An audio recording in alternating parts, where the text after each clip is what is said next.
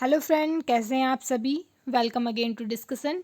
आज की इस वीडियो में हम आपके लिए लेके आए हैं पर्यावरण के महत्वपूर्ण प्रश्न का पार्ट 6। इसमें हम आपके लिए ईवीएस के मोस्ट इम्पॉर्टेंट क्वेश्चंस लेके आए हैं जो कि आने वाले UTET, UPTET, TET and other exams के लिए काफ़ी इम्पोर्टेंट रहेंगे। तो फ्रेंड, वीडियो को स्टार्ट करने से पहले मैं आपसे कहना चाहूँगी कि वीडियो को लाइक, कमेंट, शेयर ज़रूर कीजिएगा। साथ ही चैनल को सब्सक्राइब करना ना भूलिएगा। तो फ्रेंड, वीडियो को स्टार्ट करते हैं। तो हमारा पहला क्वेश्चन है, जल संरक्षण संभव है? यानी हम जल का संरक्षण, जल का बचाव कैसे कर सकते हैं। तो इसमें हमारा ऑप्शन नंबर ए है मृदा अपरदन पर नियंत्रण से। ऑप्शन नंबर बी है वृक्षारोपण एवं पुनः वनीकरण से। ऑप्शन नंबर सी है पानी की व्यर्थता को रोकने से। ऑप्शन नंबर डी है उपरोक्त सभी। तो जल संरक्षण कैसे संभव है, तो जो इसका राइट आंसर होगा वो होगा ऑप्शन नंबर डी, उपरोक्त सभी। मृदा के अपरदन पर नियंत्रण करने से भी, वृक्षारोपण करने से और पुनः वनीकरण यानी वनों को जो है दोबारा उत्पन्न करना है और दोबारा वनों को पैदा करना, इन सभी चीज़ों से। साथ ही अगर हम पानी की व्यर्थता को भी रोकेंगे तो इससे भी हमारा जो जल का संरक्षण है वो संभव हो जाएगा। तो अब दूसरा क्वेश्चन जो है हमारा वो है, झील पर बर्फ़ जमने के बाद भी मछलियाँ जीवित रह लेती हैं क्योंकि। तो जो झील है अगर उसमें बर्फ़ जमी होती है तो लेकिन फिर भी उसके जो नीचे मछलियाँ होती हैं वो जिंदा रहती है, तो इसका क्या कारण है। तो ऑप्शन नंबर ए है जल का घनत्व कम होता है। ऑप्शन नंबर बी है झील के जल का घनत्व अधिक होता है। ऑप्शन नंबर सी है बर्फ़ का घनत्व अधिक होता है और ऑप्शन नंबर डी है उपरोक्त सभी। तो जो इसका राइट आंसर होगा वो है ऑप्शन नंबर सी, बर्फ़ का घनत्व अधिक होता है। तो झील पर बर्फ़ जमने के बाद भी मछलियाँ इसलिए जीवित रहती हैं क्योंकि जो बर्फ़ होती है उसका घनत्व अधिक होता है। हमारा अगला क्वेश्चन है, दूषित जल पीने से उत्पन्न रोग है। तो हमें बताना है कि दूषित जल यानी गंदा पानी को जब हम पियेंगे तो उससे कौन कौन से रोग उत्पन्न होंगे। तो ऑप्शन नंबर ए है हमारा टाइफाइड। ऑप्शन नंबर बी है कोलेरा। ऑप्शन नंबर सी है पेचिस और ऑप्शन नंबर डी है ये सभी।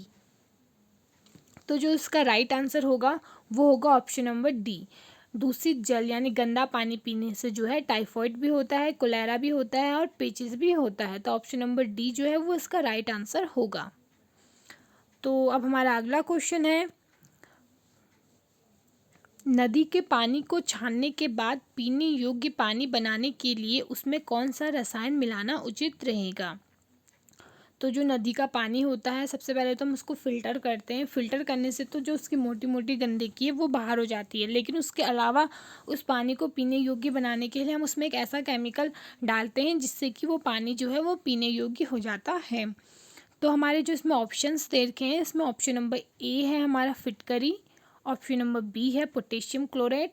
ऑप्शन नंबर सी है क्लोरीन और ऑप्शन नंबर डी है सोडियम क्लोरेट। तो जो इसका राइट आंसर होगा वो होगा ऑप्शन नंबर सी, क्लोरीन। जो नदी का पानी है उसे छानने के बाद हम पीने योग्य बनाने के लिए जो है उसमें क्लोरीन मिलाते हैं जिससे कि वो पानी जो है वो पीने योग्य हो जाता है। तो जो हमारा अगला क्वेश्चन है, हमारे देश में सबसे लंबा राष्ट्रीय राजमार्ग कौन सा है। तो जो सबसे लंबा राष्ट्रीय राजमार्ग है हमारे देश में वो कौन सा है ये हमें बताना है। तो इसमें ऑप्शन नंबर ए है NH1। ऑप्शन नंबर बी है NH7। ऑप्शन नंबर सी है NH3 और ऑप्शन नंबर डी है NH9। तो जो सबसे लंबा हमारा राष्ट्रीय राजमार्ग है वो है हमारा NH7। तो ऑप्शन नंबर बी जो है वो इसका राइट आंसर होगा। अब चलते हैं हमारे अगले क्वेश्चन की ओर। हमारा अगला क्वेश्चन है, पर्यावरण के संबंध में कौन सा कथन सत्य नहीं है। तो हमें बताना है कि इसमें से कौन सा जो कथन है वो हमारे इन्वायरमेंट के लिए सही नहीं है। तो ऑप्शन नंबर ए है हमारा, जीवों के चारों ओर की वस्तुएं पर्यावरण बनाती हैं। ऑप्शन नंबर बी है हमारा, जैविक और अजैविक घटक पर्यावरण के मुख्य भाग हैं। ऑप्शन नंबर सी है हमारा, पर्यावरण में ऊर्जा का अक्षय भंडार है। और ऑप्शन नंबर डी है हमारा, पर्यावरण अपरिवर्तित रहता है। तो जो हमारा इसमें से कौन सा कथन सत्य नहीं है हमें वो बताना है। अब तो जीव और जीवों के जो चारों ओर की वस्तुएं हैं वो मिलकर पर्यावरण बनाती है, तो हमारा जो पहला आंसर है वो तो सही है, तो ये नहीं होगा। अगला है जैविक और अजैविक घटक पर्यावरण के मुख्य भाग हैं, तो ये भी बिल्कुल सही बात है, लेकिन यहाँ पे नहीं पूछा गया है तो ये भी नहीं होगा। तीसरा है पर्यावरण में ऊर्जा का अक्षय भंडार है, तो ये भी सही है। तो इसमें जो हमारा राइट आंसर होगा वो हमारा ऑप्शन नंबर डी होगा कि पर्यावरण अपरिवर्तित रहता है। ये कथन जो है वो सत्य नहीं है, क्योंकि पर्यावरण जो है वो बदलता रहता है।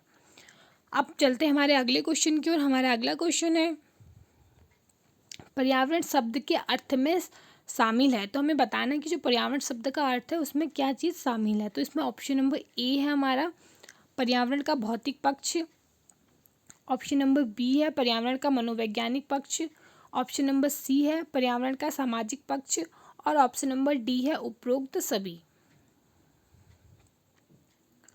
तो जो हमारा राइट आंसर होगा इसमें वो होगा ऑप्शन नंबर डी उपरोक्त सभी, क्योंकि जो पर्यावरण शब्द है उसमें पर्यावरण का भौतिक पक्ष भी होता है इसके अर्थ में, और साथ ही इसका मनोवैज्ञानिक पक्ष भी होता है और पर्यावरण का सामाजिक पक्ष भी होता है। तो ऑप्शन नंबर डी जो है वो इसका राइट आंसर रहेगा। अगला क्वेश्चन है विश्व भर में जल दिवस कब मनाया जाता है। तो जल दिवस कब मनाया जाता है, ये क्वेश्चन जो है वो बार बार आता है। इसमें इसके ऑप्शन है ऑप्शन नंबर ए 8 मार्च को, ऑप्शन नंबर बी 22 मार्च को, ऑप्शन नंबर सी 14 अप्रैल को, ऑप्शन नंबर डी 1 मई को। तो जो इसका राइट आंसर है वो है 22 मार्च को। 22 मार्च को जो है विश्व भर में जल दिवस मनाया जाता है। अगला क्वेश्चन है हमारा देश का सबसे प्राचीन बंदरगाह है। तो हमारे ऑप्शंस हैं इसमें चेन्नई, विशाखापट्टनम, मुंबई और मंगौर। तो जो इसका राइट आंसर है वो है चेन्नई। जो चेन्नई है वो हमारे देश का सबसे प्राचीन बंदरगाह है। हमारा अगला क्वेश्चन है घरों में प्रयुक्त सिलेंडरों से गैस के रिसाव पर जो दुर्गंध आती है वह पदार्थ है। तो जब हमारा सिलेंडर लीक होता है तो उससे जो स्मेल आती है वो हमें बताना है कि कौन से पदार्थ, क्योंकि जो एलपीजी है उसमें से कोई स्मेल नहीं आती है, बल्कि उसमें एक दूसरा पदार्थ मिलाया जाता है जिसके कारण जो है वो दुर्गंध आती है। तो हमें बताना है कि वो क्या मिलाया जाता है उसमें। तो हमारे इसमें ऑप्शन है ऑप्शन नंबर ए है हमारा इसमें methyl amide, option number B है ethyl amide, option number C है एथिल मरकैप्टन और ऑप्शन नंबर डी है ब्यूटेनामाइड। तो जो इसका राइट आंसर होगा वो है option number C ethyl mercaptan जो है ये इसमें मिलाया जाता है, जिसके कारण जो है जब गैस लीक होती है तो हमें स्मेल आती है। हमारा अगला क्वेश्चन है निम्न में से कौन सी गैस में मुख्य रूप से नाइट्रोजन और कार्बन डाइऑक्साइड का मिश्रण है। तो हमें बताना है कि कौन सी गैस में जो है नाइट्रोजन और कार्बन डाइऑक्साइड का मिश्रण है, या नाइट्रोजन और कार्बन डाइऑक्साइड के मिश्रण को क्या कहते हैं, तो हमें ये इसमें बताना है। तो ऑप्शन नंबर ए है coal gas, option number B है producer gas, option number C है जल गैस और ऑप्शन नंबर डी है प्राकृतिक गैस। तो जो नाइट्रोजन और कार्बन डाइऑक्साइड है इसके मिश्रण को जो है वो प्रोड्यूसर गैस कहते हैं, यानी ऑप्शन नंबर जो बी है वो हमारा राइट आंसर रहेगा। हमारा अगला क्वेश्चन है क्वेश्चन नंबर 12 दैनिक जीवन में प्रयोग की जाने वाली पॉलीथीन किस प्रकार की प्लास्टिक है। तो हमें जो बताना है जो पॉलीथीन हम यूज़ करते हैं वो कौन सी प्लास्टिक से मिलकर बना होता है या कौन सी प्लास्टिक होती है। तो ऑप्शन नंबर ए है नाइलॉन, ऑप्शन नंबर बी है थर्मोप्लास्टिक, ऑप्शन नंबर सी है बेकेलाइट, ऑप्शन नंबर डी है थर्मोसेटिंग। तो उस पॉलीथीन को क्या कहते हैं हमें बताना है इसमें। तो जो इसका राइट आंसर है वो है ऑप्शन नंबर बी थर्मोप्लास्टिक। जो हम डेली यूज़ में है जो हम पॉलीज यूज़ करते हैं तो जो वो है वो थर्मोप्लास्टिक से मिलकर बनी होती है, थर्मोप्लास्टिक होती है। अब चलते हैं हमारे अगले क्वेश्चन की ओर। हमारा जो अगला क्वेश्चन है वो है मुंबई में स्थित हवाई अड्डे का नाम है। तो जो मुंबई में हवाई अड्डा है उसका नाम क्या है वो हमें बताना है। ऑप्शन नंबर ए है Chhatrapati Shivaji, option number B है Indira Gandhi, option number C है Rajiv Gandhi, option number D है नेताजी सुभाष चंद्र बोस। तो जो इसका राइट आंसर है वो है ऑप्शन नंबर ए छत्रपति शिवाजी। जो मुंबई में स्थित हवाई अड्डा है उसका नाम जो है वो छत्रपति शिवाजी है। चलते हैं हमारे अगले क्वेश्चन की ओर। हमारा अगला क्वेश्चन है खेतों में किसान भूसा निकालने के लिए कौन सी विधि का प्रयोग करते हैं?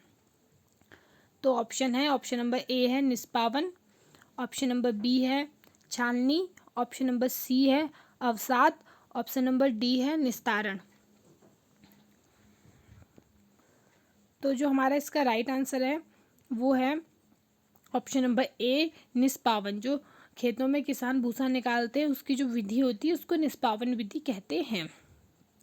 हमारा अगला क्वेश्चन है, मोमबत्ती का जलना है तो मोमबत्ती का जलना क्या है? केवल भौतिक परिवर्तन, या फिर केवल रासायनिक परिवर्तन, या फिर भौतिक एवं रासायनिक परिवर्तन दोनों, या फिर उपरोक्त में से कोई नहीं। तो जो इसका राइट आंसर है वो है ऑप्शन नंबर सी, भौतिक एवं रासायनिक परिवर्तन दोनों। तो मोमबत्ती का जलना जो है वो भौतिक और रासायनिक परिवर्तन दोनों होगा। तो ऑप्शन नंबर सी इसका राइट आंसर होगा। हमारा अगला क्वेश्चन है, जूट का रेशा, जूट का जो पौधे हैं उसके किस भाग से प्राप्त होता है? तो ऑप्शन नंबर ए है जड़, ऑप्शन नंबर बी है तना, ऑप्शन नंबर सी है पत्ते, ऑप्शन नंबर डी है फूल। तो जो जूट का रेशा है वो जूट के पौधे के कौन से भाग से प्राप्त होता है? तो जो इसका राइट आंसर होगा वो है ऑप्शन नंबर बी तना। जो जूट का रेशा मिलता है हमें वो जूट के पौधे के जो तने होते हैं उससे प्राप्त होता है। हमारा अगला क्वेश्चन है क्वेश्चन नंबर 17, भारत की पहली ट्रेन कहाँ से कहाँ तक चली थी? तो हमारा ऑप्शन नंबर ए है इसमें ठाणे से मुंबई तक, ऑप्शन नंबर बी है मुंबई से गांधीनगर तक, ऑप्शन नंबर सी है मुंबई से ठाणे तक, और ऑप्शन नंबर डी है मुंबई से अहमदाबाद तक। तो जो इसका राइट आंसर है वो है ऑप्शन नंबर सी, मुंबई से ठाणे तक। जो हमारी पहली ट्रेन है वो मुंबई से ठाणे तक चली थी। हमारा अगला क्वेश्चन जो है वो है, वह धागा जो जानवरों और पौधों से मिलता है वो क्या कहलाता है? तो प्राकृतिक धागा, कृत्रिम धागा, मिश्रित धागा या महीन धागा।